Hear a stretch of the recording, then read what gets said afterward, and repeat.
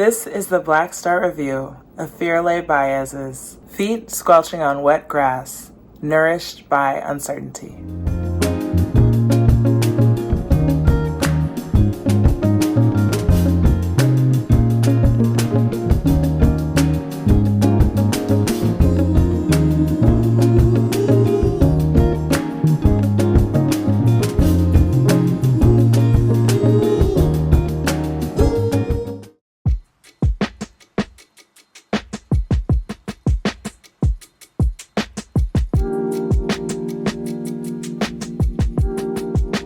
Welcome back, Black Stars. I'm Anastasia X, and I love art almost as much as I love Black people, so I started this channel and the website Black Star Reviews to shine a light on the work of Black creativity in New York City and beyond. Thank you so much for being here. Today we're going to talk about Firelei Báez's first solo exhibition at Hauser & Wirth in New York on 22nd Street. If you know Firelei and you've seen her work, you know how big of a deal this is. And if you don't know Firelei and you don't know her work, I'm about to tell you how big of a deal this is. Before we get into it, let's take a moment for the ancestors. Ashe. The review that I'm about to read to you, you can read for free on your own at my website, blackstarreviews.com. You can also follow me on Instagram or TikTok at blackstar.reviews for more behind the scenes, hot takes, just more stuff. So please join me over there if you're there. And now, without further ado, here is the Black Star Review of Firelei Báez's Feet Squelching on Wet Grass, Nourished by Uncertainty. The nurse practitioner, who I'd always referred to as Doctor out of respect, put her clipboard down. "Is there something on your mind?" she asked. Moments earlier, I'd asked her what NYU Langone does with the samples they collect in order to run a comprehensive metabolic panel, test me for STDs, and check that loathsome box for my pap smear. Weeks earlier, I'd read The Immortal Life of Henrietta Lacks by Rebecca Skloot, a nonfiction book about a Black woman named Henrietta Lacks whose cells were harvested by Johns Hopkins Hospital in the 1950s. The infinitely replicative HeLa cells have been instrumental in medical discoveries and pharmaceutical inventions that have paid out billions of dollars to corporations and research institutions, while Henrietta Lacks' family only recently began receiving any payment, mostly through settling lawsuits for undisclosed amounts. When I asked Dr. Newland about rights to privacy regarding my own biological material, I wasn't worried about a payday. I was concerned about theft, dishonesty, the perpetuity of labor, that my cells might spend forever splitting under some man's microscope and used to extend some lives while disposing of others. Lacks' story, like her cells, echo in our collective imagination. As Firelei Báez revealed during her artist talk, Miss Lacks appears in her recently opened exhibition, as well as in the consciousness of Octavia Butler, whose novel Kindred inspired another work in the show. Báez's show is titled Feet Squelching on Wet Grass, Nourished by Uncertainty, and fills 2 floors of Hauser & Wirth's gallery space on 22nd Street. During her Art Noir artist talk, the artist explained that the works upstairs navigate places of being, while the ones downstairs are enmeshed and more corporeal. You'd notice clear delineation in form and feel even if you visited the gallery without her.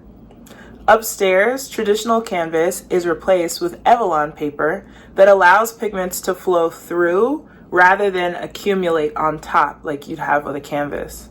And the result is fruit-colored organic shapes on stark white backgrounds that could be displayed as two-sided if they weren't hanging on a gallery wall. Imagine an aura painting in conversation with an aerial action shot of a dye droplet splashing into a sea of milk. This is an activity I vaguely recall from middle school science class. The image feels deeply familiar, but I find them hard to describe, and I'm even more at a loss to imagine how Báez transmuted these concepts from her muses.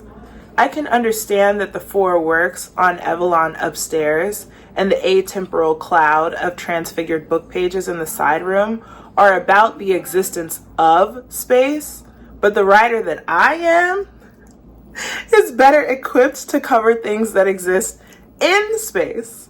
And I hope in the near or far future that I'll be the kind of writer who can take you upstairs. But I just don't think I'm there yet. From a craft perspective, it's an extremely daunting task to translate Báez's visual works onto the page. With her hair pulled back in a thick low braid, wearing a purple linen dress not unlike what you might see on a spring day at the farmer's market, she stands only about half as tall as the canvases that border the room while she explains the rationale of her artistic practice. The longer I listened, the more I pictured Miss Báez as a magical sponge, constantly soaking in information and then squeezing it out in new colors and textures. She's amassed so much historical knowledge and mythology that it feels impossible to encompass all that she narrated, all that's visually there, and all that went into a single work, let alone the 6 paintings, 2 sculptures, and 8 panels of view of nature that develop across the ground floor. When she talked about pouring water onto canvases and working around the resulting shapes, I thought of Kahari Turner, who does the same with water he's collected from places of import in the transatlantic slave trade. Lo and behold, Kahari was there at the talk, as was Jeffrey Maris and Akine Ijeoma, all artists I've written about here on Black Star Reviews, artists who revere Báez and eagerly ask to be pictured with her. Firelei Báez may very well be your favorite artist's favorite artist. That said, I acknowledge the challenge and I take it on, since one thing Miss Báez appreciates about visual art and that she sees as a limitation of writing is that the viewer completes the experiences of the work with their own ideas. I heard her say this on an Atlantic podcast with novelist Edwidge Danticat, who was born in Haiti on the other side of the island from Miss Báez. So here goes. On the opposite wall from the view of nature behemoth 8 panels is a painting of a nipple titled View from the Tower. Painted on top of a round panorama centered on Grosser Inselsberg Mountain in Germany, the nipple that now covers the peak is plump and pink and true to form, with capillaries gathering in the areola and small cracks at the teat. The only hints of the silver bar that run through it are the telltale silver balls on either side, slightly off-center. In the silver's shining reflection, I could see a house and trees, as if the nipple was exposed outside. Fascinating and hyper-realistic, it felt like a treatise on womanhood, until Miss Báez disclosed that she chose to paint a nipple because we all have a heartbeat, we all have a nipple. Somehow I had forgotten that men had nipples. I took another look, but remained certain that the nipple depicted is a woman's. Although you can decide for yourself. When I surveyed the space, I saw women everywhere, in sculpture, in painted flora and fauna, in the curve of a hip. I didn't feel like I was adding my own ideas, it just felt like it was. The sculpture in the room, Seguapa Ooloi, unburdened of the master script of our planet's assumed demise, is a bronze of 2 woman figures hugging on their knees with their feet flexed, but there are rope-like tree limbs where their heads and shoulders would be.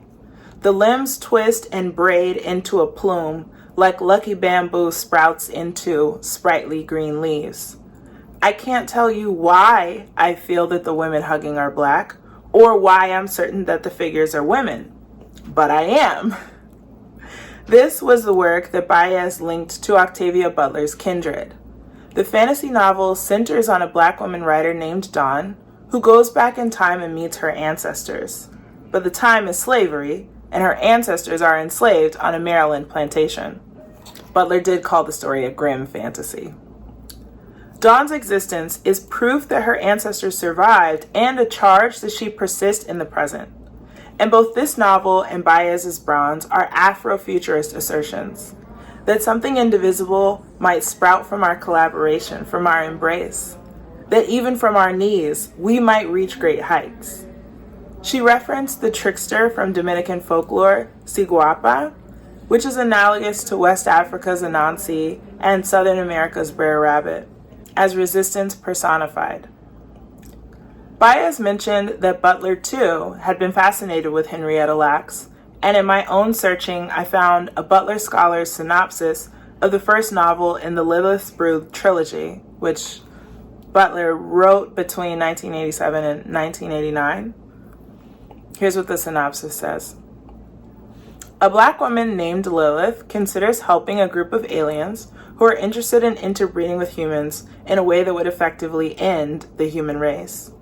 Lilith, who has a history of cancer in her family and a tumor that the aliens removed, has what the aliens call a talent for cancer, and they're interested in the possibilities that could come from regulating cellular growth. The Uloi aliens won't survive without interbreeding. Butler built on Henrietta's story in a trilogy that seats a Black woman's cells as the crucial ingredient for assured interplanetary survival. Though Butler takes the idea much further in the next two parts of the trilogy, it's essentially just a science fiction version of what actually happened. Modern medicine, and all who benefited from advances since 1951, which is pretty much everybody alive today, would not be what it is without the non-consensual collection of Lax's cells. Báez's artistic interpretation of the story is hopeful in visage and title. Facing the Siguapa Uloi bronze is Báez's painting, Yage, Towards a Honeyed Absolution. Like View from the Tower, she's painted on top of an archival document, this time a blueprint of a hospital. The superimposed figure is a curled up purple body casting a hazy shadow on the right-hand side of the canvas. Midway up the back, the body bubbles in jewel-toned boils, but as it arcs toward the light, the figure blooms into crisp magnolias, pale bluebells, and bunches of grapes. Yage is another name for ayahuasca, a ceremonial drug that comes from plants, no human harvest needed. As the title indicates, it's a wish for a resolved future where things are forgiven.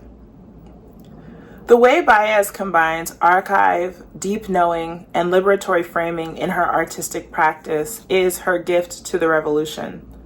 In the same podcast with Miss Dantica, the two relay the inspiration of Toni Morrison's 2015 essay in The Nation titled No Place for Self-Pity, No Room for Fear, and lessons from the freedom fighters. In times of resistance, everyone is not on the front line.